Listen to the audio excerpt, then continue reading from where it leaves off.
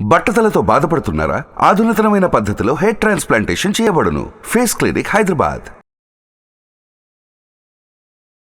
నమస్కారం వంశీ గారు. నమస్కారం సార్. పిల్లల్లో చాలామందికి షై ఫీల్ ఉంటుందండి. సో దాన్ని ఓవర్కమ్ చేయాలి అని అంటే పేరెంట్స్ ఏం చేయాల్సినటువంటి అవసరం ఉంటుంది? అంటే ఎలాంటి యాక్టివిటీ చేస్తే పిల్లలు ఆ ఫియర్ అనేది ఓవర్కమ్ అవ్వడానికి అవకాశం ఉంటుంది? I mean shy. చాలామంది అంటే చిన్నపిల్లలు ఎదుర్కొంటున్న ఈ సమస్య, అలాగే పెద్ద ఏజ్లో ఉన్న టీనేజర్స్ కూడా ఎదుర్కొంటున్నారు సార్ ఈ సమస్య.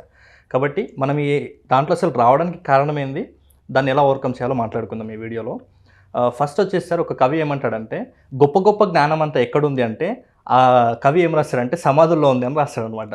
ఎందుకు అంటే చాలామంది గొప్ప గొప్ప జ్ఞానం ఉండి కూడా వాళ్ళ లోపల ఉన్నటువంటి ఆ భావాలు బయటికి వ్యక్తపరచలేక వాళ్ళతోటే స్టార్ట్ అయ్యి వాళ్ళతోటే ఎండ్ అయింది.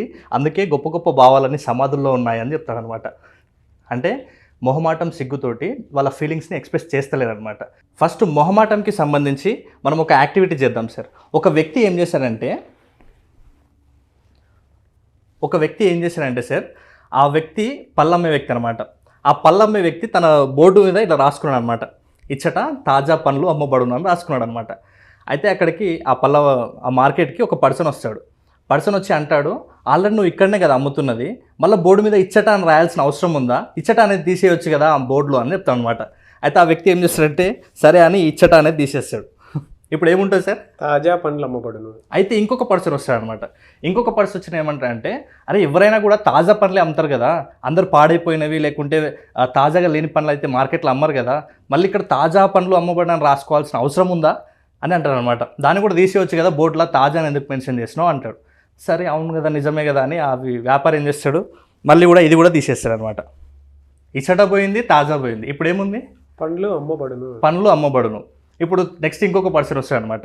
వచ్చి అరే ఆల్రెడీ ఇవన్నీ బుట్టలలో కనిపిస్తూనే ఉన్నాయి పండ్లు, నువ్వు మార్కెట్లో కూర్చున్నావు అంటేనే అమ్మడానికి కూర్చున్నావు, అంటే ఈ పండ్లు ఇవి అమ్మబడటనే ఈజీగా అర్థమవుతుంది కాబట్టి మళ్ళీ పండ్లే ముందర కనిపిస్తున్నాయి, మళ్ళీ పండ్లు అమ్మబడును రాసుకోవాల్సిన అవసరం లేదు కదా, మళ్ళీ పండ్లను ఎందుకు రాసుకున్నావు అని అంటారు అనమాట.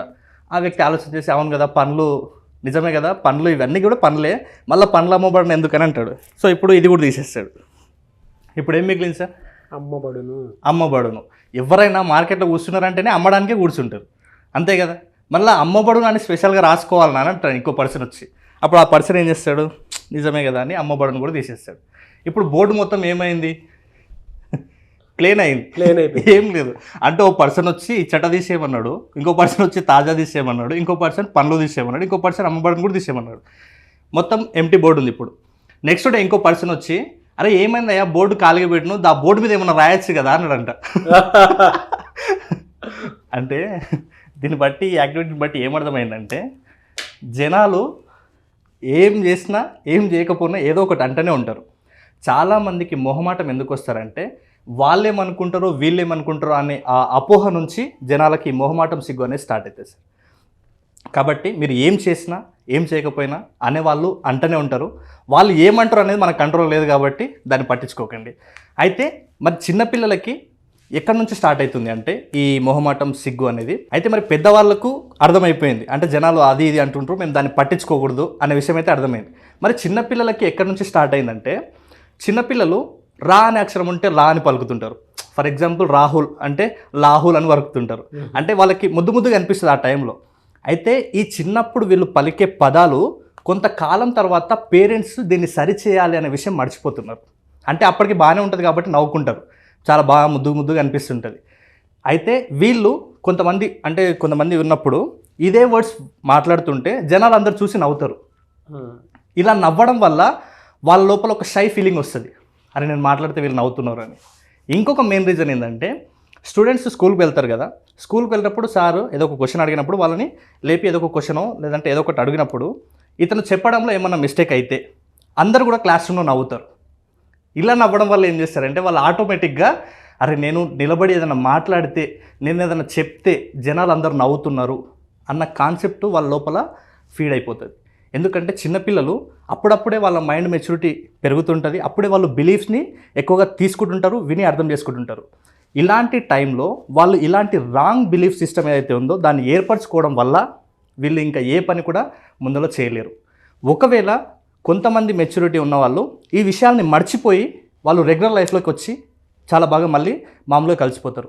కానీ మర్చిపోలేని వాళ్ళు ఉంటారు కదా, వాళ్ళు ఇలాంటి సిగ్గు మొహమాటంతో జీవితకాలం బాధపడుతుంటారు సార్.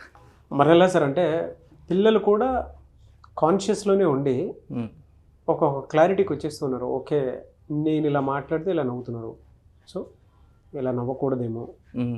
ఆ క్రియేటివిటీ అక్కడే మైండ్లో నుంచి అక్కడి నుంచి చచ్చిపోతూ ఉంటుంది ఇంకా పిల్లలు. అప్పుడప్పుడే ఎదుగుతున్నటువంటి మొగ్గది. సో దానివల్ల ఇంట్రోవర్ట్ కిందకి మారిపోతూ ఉంటారు. యాక్చువల్లీ చిన్నప్పుడు ఉన్నంత యాక్టివ్గా పెద్ద అయిన తర్వాత ఉండలేరు.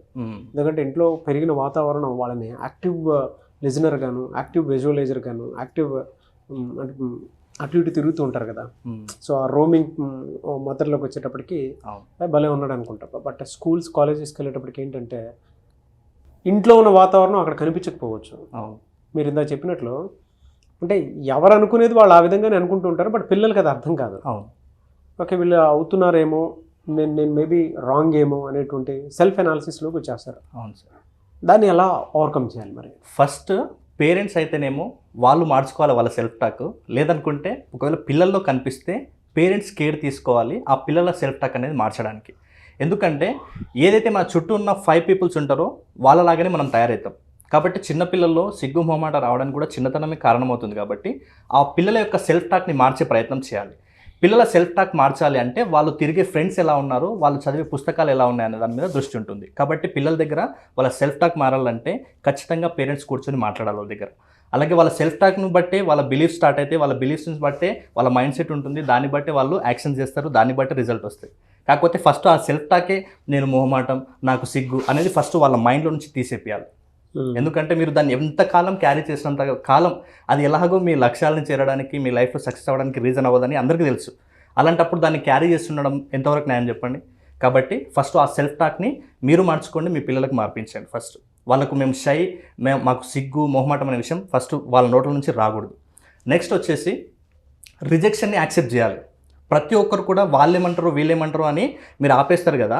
మీరు ఆపకుండా జనాలు ఏదో ఒకటి అంటనే ఉంటారు, ఏం చేసినా అంటారు. అది మన కంట్రోల్లో లేనటువంటి విషయం వాళ్ళు ఏమంటారు అనేది. మీరు మీ కంట్రోల్లో లేనటువంటి విషయం మీద ఫోకస్ చేస్తే మీ ఎనర్జీ మొత్తం మీ టైం అన్నీ కూడా వేస్ట్ అయిపోతాయి. కాబట్టి మీ కంట్రోల్లో లేనటువంటి విషయాన్ని మీరు పట్టించుకోకూడదు అనే విషయం మీరు దృష్టిలో పెట్టుకోండి. ఎందుకంటే జనాలు ఏదైనా ఒక మాట అంటున్నారంటే గొప్ప వాళ్ళని అంటారనే విషయం గుర్తుపెట్టుకోవాలి. ఓకే అండి, అంటే రూట్స్ చాలా బాగా చెప్పారు. పిల్లలు దీని నుంచి బయటపడాలి అని అంటే పేరెంట్స్ ఎటువంటి జాగ్రత్తలు పాటించాలి, ఎలా తెలుసుకోవాలి? అవును సార్. అయితే ప్రతిరోజు కూడా ఇది పేరెంట్స్ ఖచ్చితంగా చేసినట్లయితే ఆల్మోస్ట్ సొల్యూషన్ దొరికిపోతుంది అక్కడే. పిల్లలు ప్రతిరోజు చేసే యాక్టివిటీస్ ఉంటాయి కదా సార్, పిల్లల పక్కన కూర్చొని ఇప్పుడు నేను చెప్పే యాక్టివిటీ చేయండి. పిల్లలకి స్కూల్లో ఉన్నప్పుడు తను మాట్లాడకపోవడం వల్ల ఎలాంటి నష్టాలు ఉన్నాయి అంటే ఎలా అనిపిస్తుంది, అలాగే మీ ఫ్రెండ్స్లో ఉన్నప్పుడు ఎలా అనిపిస్తుంది, నెక్స్ట్ వచ్చేసి మన ఫ్యామిలీలో మాట్లాడేటప్పుడు నీకు ఎలా అనిపిస్తుంది, ఇలా ఓవరాల్గా వాళ్ళకి క్వశ్చనింగ్ వేస్తే పిల్లలు వేరే వేరే విషయాల పట్ల కొంత సమాచారం అందిస్తారు. ఫ్యామిలీ దగ్గరికి వచ్చేవరకు చాలా ఫ్రీగా మూవ్ అవుతారు. కాబట్టి ప్రతి పేరెంట్ కూడా చెప్తారు నాకు ఇలా అనిపిస్తుంది, అలా అనిపిస్తుంది, వాళ్ళ దగ్గర మాట్లాడితే మొహమాటం అనిపిస్తుంది. సో ఏదేమైనా ఓవరాల్గా విన్న తర్వాత పిల్లలకి ఎక్కడెక్కడ భయం మొహమాటం ఉందో విన్న తర్వాత పేరెంట్స్ వాళ్ళకి ఒకటే చెప్పాలి, నువ్వు ఎక్కడ మాట్లాడినా ఎవరి దగ్గర మాట్లాడినా నేను ఒక ఎథికల్ వేలోనే మాట్లాడుతున్నాను అనిపించేలా పిల్లాడికి ప్రాక్టీస్ చేయాలి సార్. అంటే వాళ్ళకి అనిపించాలి. అంటే ఫస్ట్ ఆఫ్ ఆల్ జనాలు వాళ్ళేమనుకుంటారు వీళ్ళేమనుకుంటారు అని వీళ్ళు భయపడడానికి కారణం వీళ్ళు ఏమైనా తప్పు మాట్లాడతారేమో అనే ఫీల్ వాళ్ళకు ఉంటుంది. కాబట్టి పేరెంట్స్ ఆ విషయం పట్ల వాళ్ళకి అవగాహన కల్పించాలి. ఇలాంటి వర్డ్స్ వాడాలి, మిగతా ఇలాంటి వర్డ్స్ వాడకూడదు. అంటే నువ్వు అబ్యూజ్ చేసే అట్లాంటి వర్డ్స్ వాడకుండా ఒక ఎథికల్ వేలోనే నేను వర్డ్స్ వాడతాను అన్న అవేర్నెస్ కల్పించాలి సార్. ఓవరాల్గా అన్ని రంగాల్లో అదొక్క మాట కవర్ చేస్తుంది. నిజమే. అంటే ఒక 2 hours పక్కనే కూర్చోబెట్టుకుని పిల్లవాడిని, అది అమ్మాయి అయినా సరే అబ్బాయి అయినా సరే, తల్లి అయినా సరే తండ్రి అయినా సరే కూర్చోపెట్టుకొని ఎక్కడెక్కడ భయపడుతున్నారు, ఎక్కడెక్కడ సిగ్గుపడుతున్నారు, సో ఈ రెండింటిని అబ్జర్వ్ చేయాలి అని అంటే ఫస్ట్ అతనికి ఆ క్వశ్చనర్ డెవలప్ చేయాల్సిన అవసరం ఉంది. కూర్చోబెట్టి మాట్లాడి, ఏనానా నీకు ఇక్కడ ఏమైనా అనిపిస్తుందా, స్కూల్లో ఏమైనా అనిపిస్తుందా, డాడీ దగ్గర ఏమైనా అనిపిస్తుందా, మమ్మీ దగ్గర ఏమైనా అనిపిస్తుందా, ఫ్రెండ్స్లో ఉన్నప్పుడు ఏమైనా అనిపిస్తూ ఉందా, స్కూల్లో టీచర్స్ ఏమైనా చెప్పేటప్పుడు ఏమైనా అనిపిస్తుందా అని అడిగితే మనకు కొన్ని విషయాల మీద అవగాహన వచ్చేస్తాం. మనం టిక్ మార్కులు పెట్టుకోవచ్చు. ఓహో నా కొడుకు ఇక్కడ భయపడుతున్నాడు, ఇక్కడ షై ఫీల్ అవుతున్నాడు, సో వీడికి ఇది ఉంది అనేటువంటి ఆలోచన వచ్చేస్తుంది. ఒక 2 hours మీరు ఇంట్లోనే ప్రాక్టీస్ చేయండి. డెఫినెట్గా మీ పిల్లలు మీ చేతిలో నుంచి హ్యాపీగా వాళ్ళకు వాళ్ళు ఏ జోనర్లో వెళ్ళాలనుకుంటున్నారో దానికి కాన్ఫిడెన్స్ బిల్డ్ అవుతుంది. అవును సార్. ఆ లక్షణం వల్ల అసలు మనకి మన లైఫ్లో మన స్కూల్లో మనకు లాభం జరుగుతుందా నష్టం జరుగుతుందా అనే అవేర్నెస్ పేరెంట్స్ కల్పించాలి ఆటోమేటిక్గా. సో నెక్స్ట్ వచ్చేసి తెలిసిన వాళ్ళు చాలామంది ఉంటారు మన చుట్టుపక్కల, లేదంటే మన రిలేటివ్స్. వాళ్ళ దగ్గర ఆ పిల్లల్ని ఎక్కువ సమయం గడిపేటట్టుగా చేయాలి సార్ పేరెంట్స్. అంటే ప్రతిసారి ఇంట్లోనే కూర్చోబెట్టి ఇండోర్ గేమ్స్ ఆడిపించి ఆ మొబైల్ ఇచ్చి ఇట్లాంటి పనులు చేయకుండా వాళ్ళ అంటే సమవయస్కులు ఉంటారు కదా, పీర్ గ్రూప్ అంటాం కదా, ఆ పీర్ గ్రూప్ రిలేటివ్స్ కావచ్చు, ఇంటి పక్కన వాళ్ళు కావచ్చు, మీ ఎవరైనా సరే వాళ్ళ మధ్యలో ఎక్కువ సమయం గడిపేటట్టు చేయాలి సార్. ఎందుకంటే ఎక్కువగా వాళ్ళు వీళ్ళు చెప్తే నేర్చుకునే కంటే కూడా పిల్లలు వాళ్ళ పీర్ గ్రూప్ చెప్పినప్పుడు ఎక్కువ యాక్టివిటీస్లో పాల్గొంటారు, ఎక్కువ నేర్చుకుంటారు. కాబట్టి ఆ పిల్లల దగ్గర ఉంటే కూడా వీళ్ళకు ఆ సిగ్గు, మొహమాటం, భయం అన్నింటినీ కూడా ఓవర్కమ్ చేసుకుంటారు. ఓకే, నిజమే సార్. అది అంటే కొన్నిసార్లు పిల్లోడు మనకి ఈ పరిస్థితిలో ఉన్నాడు అని తెలిసిన తర్వాత సార్ మనకు తెలిసిన వాళ్ళ ఇంట్లోనే కొద్దిసేపు వదిలేసేయాలి. లేదా గార్డెనింగ్ లాంటి ఏరియా కనిపించినప్పుడు, లేదా పార్క్ లాంటివి కనిపించినప్పుడు సో ఆడుకోమని ఒకసారి పంపించాలి. పక్కనే ఉండి టైం స్పెండ్ చేయాల్సినటువంటి అవసరం ఉంది.